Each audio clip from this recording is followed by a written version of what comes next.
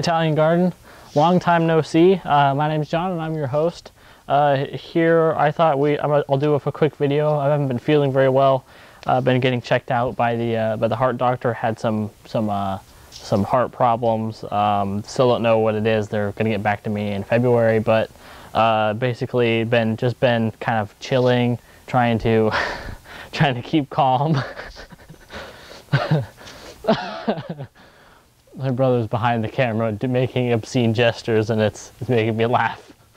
But trying to keep calm and do my homework and you know, stay in school and just do that. But I thought I'd make a quick video here, and this year I thought I'd do a timeline of people who are in similar, because I had a viewer asked me if I was going to do videos in February. I will be doing videos in February, so here it is, the 30th.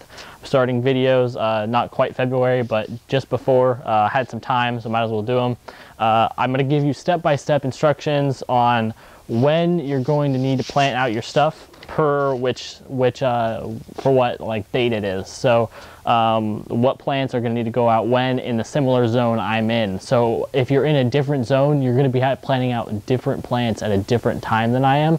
So it's not going to match up completely, but if you're in anywhere from zone about 6A, I would say, to 8B, kind of like in that range where I'm in, that range doesn't vary too much. So if you plan out exactly when I plan out all of your stuff, or seed start inside when I do, then you should have the same results, or be able to put your stuff out a little bit. You might have to keep it in a little bit longer if you're in the 6A area, but it would still be around the same size. So it's not like a huge difference or a huge problem when it comes to planning out.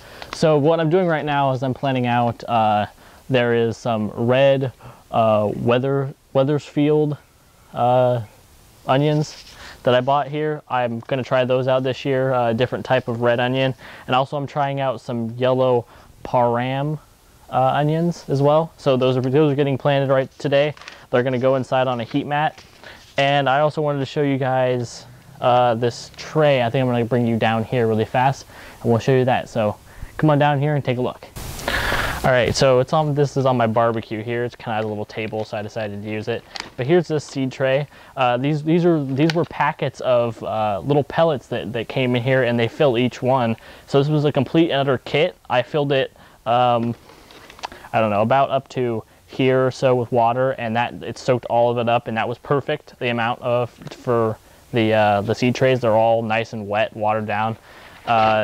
So you just let them soak, and then they'll fill up, and then you just gonna kind of rough up the tops, because they'll rise to about this far above, and then rough up the tops and flatten them all out. And you pretty much, all of them had the perfect amount to fill each one with cocoa coir.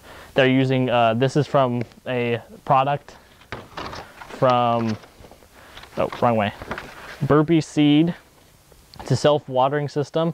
It has also over here, at a frame, it has some stands. These are 2 of them. You just put them underneath, it raises it up, and then on top of the stand you put this.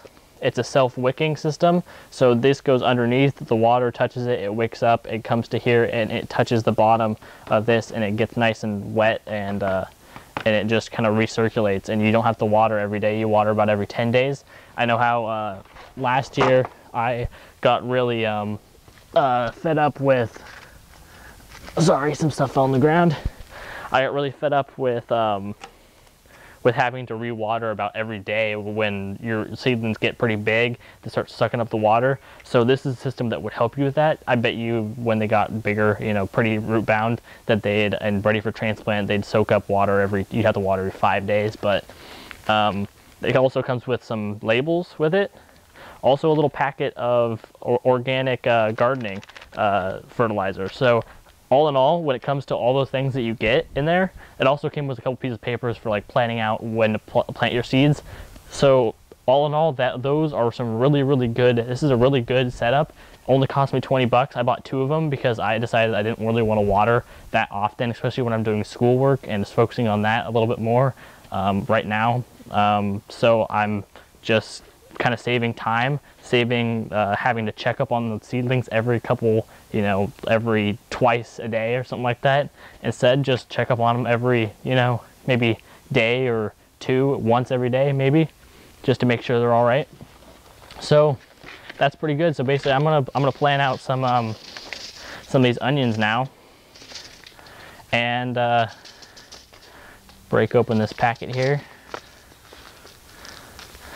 I like using, I use a couple different seed suppliers. You don't have to use the seed suppliers I do. There's just a personal preference what I use. I use SeedsaversExchange because they're a nonprofit, and they like to promote diverse planting environments and the saving of our seed culture.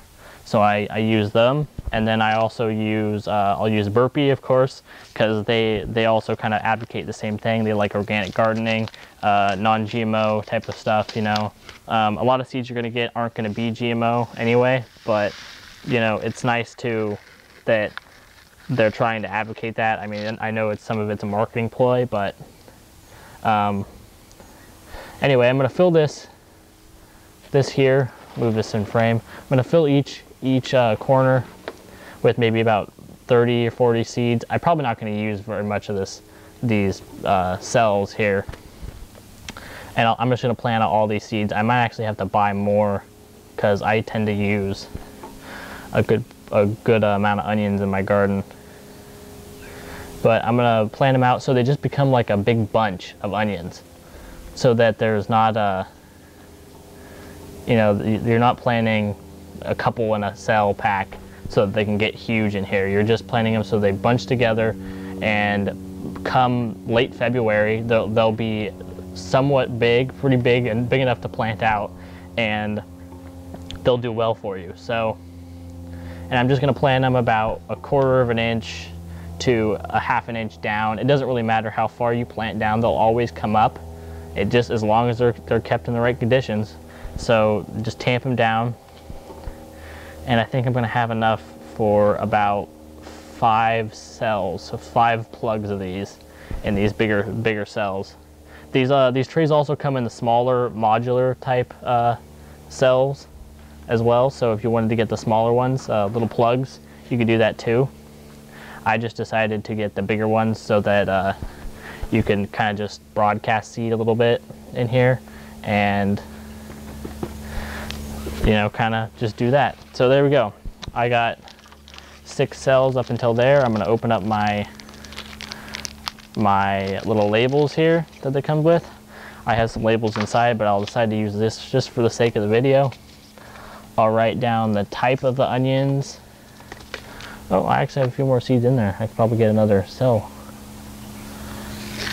Yep, about 1 more cell. So I got about 6, 7 cells. So I'm going to write down the type of the onion. It's the yellow of Parma, and I'm going to put it right in the last cell. Make sure it's all dry. So it doesn't get all over in the soil, and I can just poke it out and see what it was and put it back in.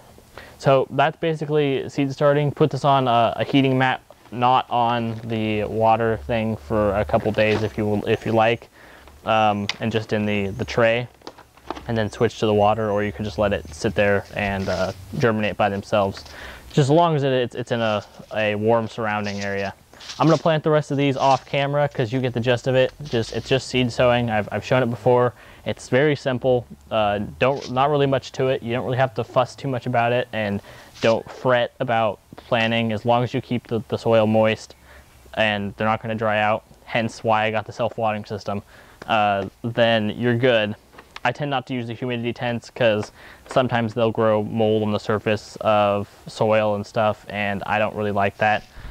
So just monitor the top of the surface of the soil, make sure it's getting water, make sure it's soaking it up and everything, and then you'll be fine. Anyway guys, thanks for watching this video. That's near the end. I'm gonna do the rest of that off camera there, the seed planting and stuff that you just saw.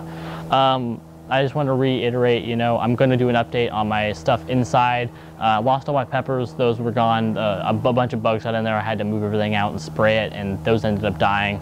But I'm just going to show some other things. I'm going to show when to plan out your next stuff is the next thing I'll be probably showing, along with more vertical gardening stuff. Over here, I'm going to redo the strawberry trellis. As I said last time, it didn't work. So I'm going to be rebuilding that. I'm also going to be doing some more vertical gardening of the same kind of trellis type thing, or like planters vertically as well. So more of that to come. I know everybody seemed to like that from what I saw from the views. People like to watch some vertical gardening stuff. A lot of people don't have the space out there, so they like to grow upwards instead of, you know, sprawling out. It's also a great way to maximize your profit, or your growth yield. So I'll be doing some of that. And so that's what you'll look forward to.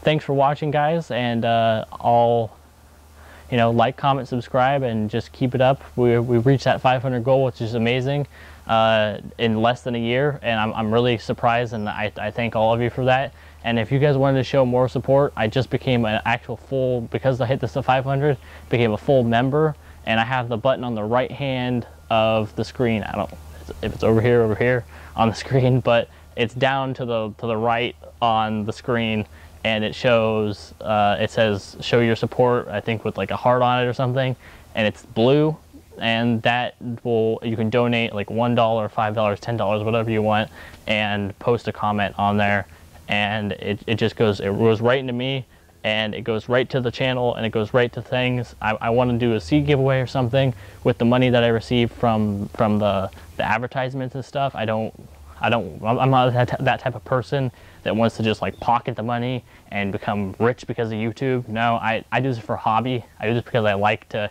hear people talk to me, and I like to hear people's thoughts and other people's ideas, and I like to help people learn what I've gathered and what I've practiced. So if you want to give a donation, that would be great. It would you know, help out everybody else, whether it's, you know, $1, it's, you know, $5, it doesn't matter. Everything goes towards this channel, making the videos, taking the time to do so, and I thank you greatly. So until next time, guys, thanks for watching, and I'll see you again. Bye.